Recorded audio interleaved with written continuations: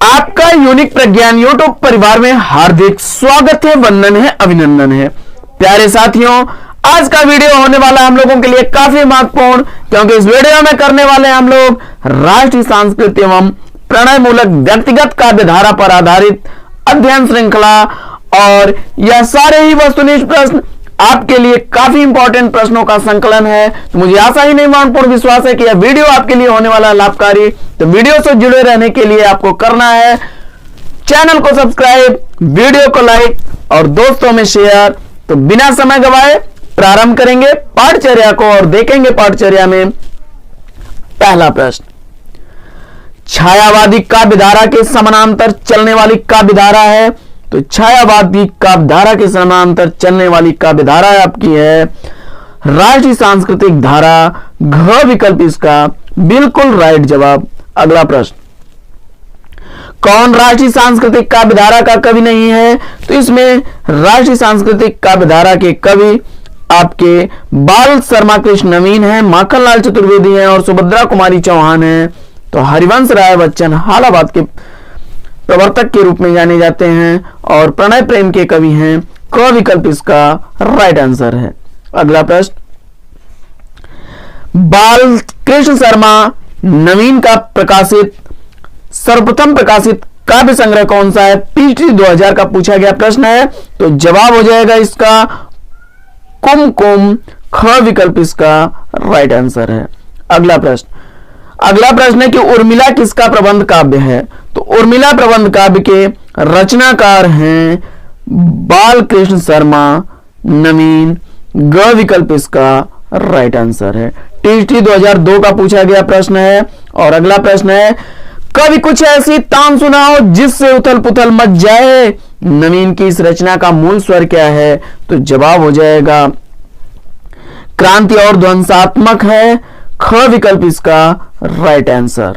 अगला प्रश्न है, ओ भिखमंगे, अरे पराजित, ओ मललूम, अरे चिरदोहित, पंक्ति किस कवि की है? तो यह पंक्तियां हैं बाल कृष्ण शर्मा नवीन जी की। क विकल्प इसका राइट आंसर है। अगला प्रश्न है, हम बिस्पाई जन्म के रचना किसकी है? तो हम बिस्पाई जन्म के यह कृति है बाल कृष्ण शर्मा नवीन की। ख विकल्प इसका राइट आंसर। अगला प्रश्न, नवीन की रचना नहीं है। तो इसमें आपका धूम्रवलय। घ विकल्प राइट आंसर हो जाएगा। यह नवीन की रचना नहीं है, जबकि रश्मि रेखा, क्वासी और अपलक ये बाल कृष्ण शर्मा नवीन की रचनाएं हैं। अगला प्रश्न है कि उर्मिला प्रबंध काव्य की रचना हुई थी। तो उर्मिला प्रबंध काव्य की रचना हुई थी 1934 ईस्वी में। क विकल्प इसका राइट आंसर है। अगला प्रश्न है कि उर्मिला का प्रकाशन वर्ष क्या है? तो जवाब हो जाएगा इसमें 1975 ईस्वी। ग विकल्प इसका राइट आंसर है। अगला प्रश्न, रचना काल इसका 1934 ईस्वी है और प्रकाशन काल 1975 ईस्वी है। अगला प्रश्न है, राष्ट्रीय सांस्कृतिक धारा की कृति त्रिधारा और मुकुल के रचयिता कौन है? तो त्रिधारा और मुकुल दोनों ही रचनाएं सुभद्रा कुमारी चौहान की रचनाएं हैं। ग विकल्प इसका राइट आंसर है। अगला प्रश्न, प्रसिद्ध कविता झांसी की रानी किसकी रचना है? तो प्रसिद्ध कविता झांसी की रानी के रचनाकार हैं सुभद्रा कुमारी चौहान। ख विकल्प इसका राइट आंसर है। अगला प्रश्न है, विजयनी मां के वीर सुपुत्र पाप से असहयोग ले ठान पंक्ति किसकी है? तो यह पंक्तियां हैं सुभद्रा कुमारी चौहान जी की। ग विकल्प इसका राइट आंसर है। अगला प्रश्न है कि सुभद्रा कुमारी चौहान का जन्म कहां हुआ था? सुभद्रा कुमारी चौहान का जन्म हुआ था इलाहाबाद में। क विकल्प इसका सही जवाब है। अगला प्रश्न है कि सुभद्रा कुमारी चौहान का जन्म किस वर्ष हुआ था? तो जवाब हो जाएगा 1905 ईस्वी में। घ विकल्प इसका सही उत्तर है। अगला प्रश्न है कि एक भारतीय आत्मा किस कवि का उपनाम है? तो एक भारतीय आत्मा उपनाम से जाने जाने वाले कवि हैं माखनलाल चतुर्वेदी जी। पीजीटी 2002 और टीजीटी 2001 का पूछा गया प्रश्न है। अगला प्रश्न है कि कौन सी रचना माखनलाल चतुर्वेदी की नहीं है। तो माखनलाल चतुर्वेदी की इसमें रचना नहीं है, वह हो जाएगी आपकी विनोबा स्तवन। घ विकल्प इसका सही उत्तर हो जाएगा। बाकी वेणु लो गूंजे धरा, युग चरण और बिजली काजल आंच रही, यह कृतियां चतुर्वेदी जी की हैं। अगला प्रश्न है कि पुष्प की अभिलाषा प्रसिद्ध कविता किसने लिखी है। पीएचडी 2003 और टीएचडी 2003 में पूछा गया प्रश्न है। पुष्प की अभिलाषा कविता के रचनाकार हैं माखनलाल चतुर्वेदी। बड़ी ही चर्चित कविता है कि चाह नहीं सुरबाला के गहनों में गूथा जाऊं। अगला प्रश्न है, पुष्प की अंतिम अभिलाषा यही होती है कि मुझे तोड़ लेना बनमाली उस पथ पर तुम देना फेंक, मातृभूमि पर शेष चढ़ाने जिस पथ जामे वीर अनेक। अगला प्रश्न है कि कैदी और कोकिला शीर्षक कविता के रचनाकार कौन हैं। तो कैदी और कोकिला शीर्षक कविता के रचनाकार हैं माखनलाल चतुर्वेदी। घ विकल्प इसका राइट आंसर है। अगला प्रश्न, माखनलाल चतुर्वेदी की अंतिम रचना कौन सी है। तो माखनलाल चतुर्वेदी की अंतिम रचना है समर्पण। घ विकल्प इसका राइट आंसर है। अगला प्रश्न है कि माखनलाल चतुर्वेदी की कौन सी रचना इसमें से नहीं है। तो जवाब हो जाएगा इसमें नकुल। घ विकल्प इसका राइट आंसर हो जाएगा। बढ़ते हैं अगले प्रश्न की तरफ और अगला प्रश्न है, माखनलाल चतुर्वेदी को किस रचना पर साहित्य अकादमी पुरस्कार दिया गया।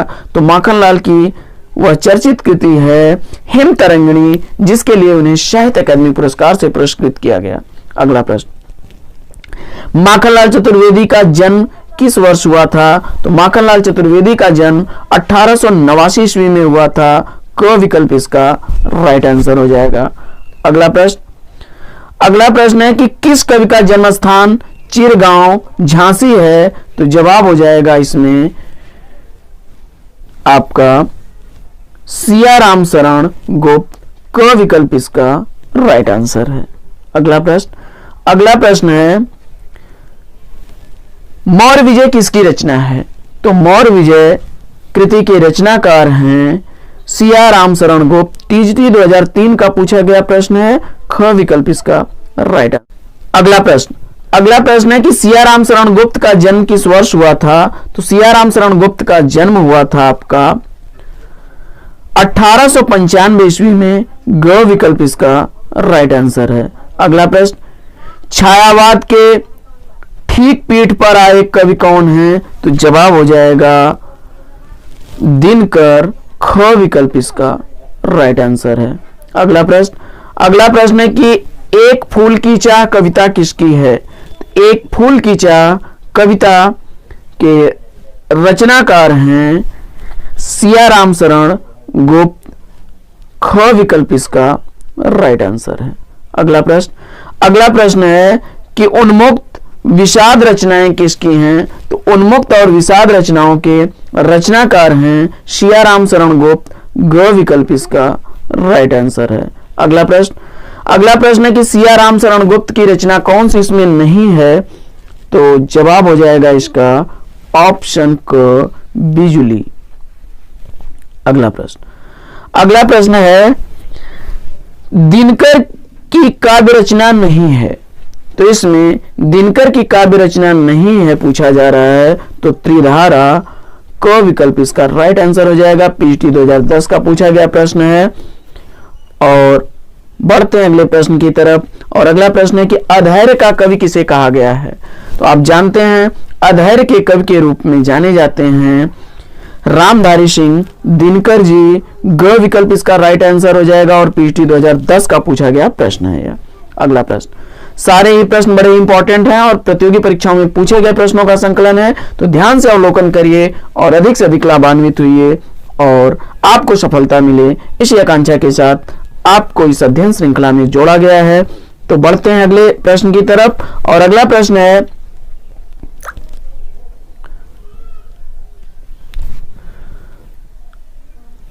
है दिनकर की किस कृति को आधुनिक युग की गीता कहा जाता है? तो आधुनिक युग की गीता दिनकर की जो रचना है वह कुरुक्षेत्र जानी जाती है। ग विकल्प इसका राइट आंसर है। पीटी 2003 का पूछा गया प्रश्न है।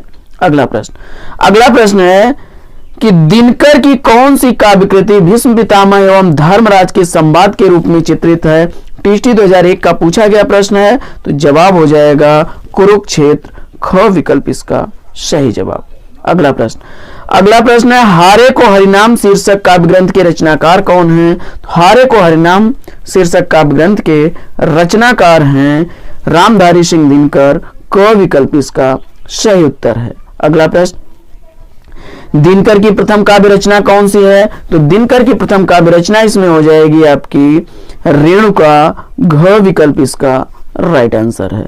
अगला प्रश्न है कुरुक्षेत्र का प्रकाशन काल क्या है? तो कुरुक्षेत्र का प्रकाशन काल है आपका 1946 ईस्वी। क विकल्प इसका राइट आंसर है।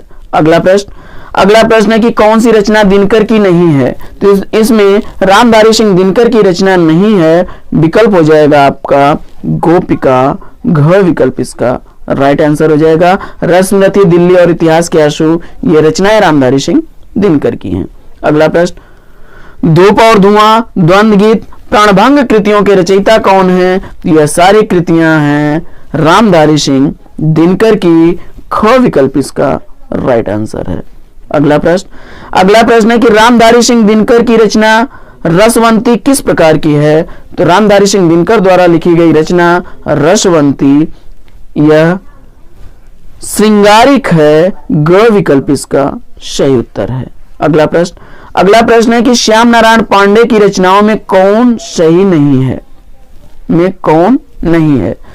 तो उत्तर हो जाएगा पूजा गीत। ख विकल्प इसका सही जवाब है। श्याम नारायण पांडे की जौहर, तुमुल और त्रेता के दो वीर यह कृतियां श्याम नारायण पांडे की हैं। अगला प्रश्न है कि झंडा ऊंचा रहे हमारा पहली बार कब गाया गया था? तो झंडा ऊंचा रहे हमारा पहली बार यह गीत 1925 ईस्वी में गाया गया था। ख विकल्प इसका सही उत्तर है। अगला प्रश्न है कि झंडा ऊंचा रहे हमारा विजयी विश्व तिरंगा प्यारा के रचयिता कौन है? तो अभी ऊपर आपने देखा है तो इसके रचनाकार हैं श्यामलाल गुप्ता पार्षद। क विकल्प इसका राइट आंसर है। अगला प्रश्न है कि एक बार बस और नाच तू श्यामा पंक्ति निराला की किस कविता से ली गई है? तो जवाब हो जाएगा आवाहन। क विकल्प इसका राइट आंसर हो जाएगा। अगला प्रश्न, हल्दी घाटी के रचयिता कौन है? तो हल्दी घाटी वीर काव्य के रचनाकार हैं श्याम नारायण पांडे। ग विकल्प इसका राइट आंसर है। बढ़ते हैं अगले प्रश्न की तरफ और अगला प्रश्न है हालावाद के प्रवर्तक कौन माने जाते हैं? तो हालावाद के प्रवर्तक माने जाते हैं हरिवंश राय बच्चन जी। ख विकल्प इसका सही जवाब। अगला प्रश्न है कि मधुशाला का प्रकाशन कब हुआ था? तो मधुशाला का प्रकाशन हुआ था आपका 1935 ईस्वी में। क विकल्प इसका राइट आंसर है। अगला प्रश्न है कि उमर खयाम की रुबाइयों का अनुवाद किसने किया? तो उमर खयाम की रुबाइयों का अनुवाद करने वाले हैं आपके हरिवंश राय बच्चन जी। ख विकल्प इसका सही जवाब है। अगला प्रश्न है कि वह मादकता ही क्या जिसमें बाकी रह जाए जग का भय काव्य पंक्तियों के रचनाकार कौन हैं? तो यह काव्य पंक्तियां हैं हरिवंश राय बच्चन की। ख विकल्प इसका राइट आंसर है। अगला प्रश्न है कि बच्चन की रचना इसमें से कौन सी नहीं है? तो हरिवंश राय बच्चन की एकांत संगीत, प्रणय पत्रिका और सतरंगिनी रचनाएं हैं, जबकि जय हनुमान हरिवंश राय बच्चन की रचना नहीं है। क विकल्प इसका राइट आंसर है। अगला प्रश्न है कि इनमें से बच्चन द्वारा रचित काव्य ग्रंथ कौन सा है? तो बच्चन द्वारा रचित काव्य ग्रंथ इसमें हो जाएगा बुद्ध और नाच घर। घ विकल्प इसका सही जवाब। अगला प्रश्न है कि प्रेम और मस्ती का काव्य के विषय में असत्य कथन है। तो प्रेम और मस्ती का काव्य के विषय में असत्य कथन इसमें हो जाएगा आपका। दिनकर प्रमुख कवि हुए हैं, ग विकल्प इसका राइट आंसर है। अगला प्रश्न है कि कौन सा कवि प्रेम और मस्ती काव्य धारा के अंतर्गत नहीं आता है? तो जवाब हो जाएगा सियाराम शरण गुप्त, क विकल्प इसका राइट आंसर है। अगला प्रश्न, निशा निमंत्रण के रचनाकार कौन हैं? तो निशा निमंत्रण के रचनाकार हरिवंश राय बच्चन हैं। अगला प्रश्न है कि साकी भर भर ला तू अपनी हाला पंक्ति किस कवि की है? तो जवाब हो जाएगा बालकृष्ण शर्मा नवीन की। अगला प्रश्न है कि भगवती चरण वर्मा की काव्य कृति इसमें कौन सी नहीं है? तो उत्तर हो जाएगा इसमें सूत की माला, ग विकल्प इसका राइट आंसर है। अगला प्रश्न है कि हम दीवानों की क्या हस्ती है, आज यहां कल वहां चले पंक्ति किस कवि की है? तो जवाब हो जाएगा यह पंक्तियां हैं भगवती चरण वर्मा की, ग विकल्प इसका राइट आंसर। अगला प्रश्न है कि नरेंद्र शर्मा का सर्वाधिक लोकप्रिय काव्य संग्रह कौन सा है? तो जवाब हो जाएगा प्रवासी के गीत 1938 ईस्वी, ख विकल्प इसका राइट आंसर। अगला प्रश्न है कि नरेंद्र शर्मा का प्रथम काव्य संग्रह कौन सा है? तो जवाब हो जाएगा ऑप्शन क सूल फूल, क विकल्प इसका सही जवाब। अगला प्रश्न है कि गीतकार के रूप में प्रसिद्ध इसमें कौन है? तो जवाब हो जाएगा नरेंद्र शर्मा, ख विकल्प सही जवाब। अगला प्रश्न है कि रामेश्वर शुक्लांचल द्वारा रचित ग्रंथ इसमें कौन सा नहीं है? तो जवाब हो जाएगा पलाशवन, घ विकल्प इसका राइट आंसर है। अगला प्रश्न, हास्य व्यंग का कवि कौन नहीं है? तो जवाब हो जाएगा रामेश्वर शुक्लांचल, घ विकल्प इसका राइट आंसर है। और अगला प्रश्न है कि मानसल प्रेम की अभिव्यक्ति किस कवि की रचनाओं में मिलती हैं?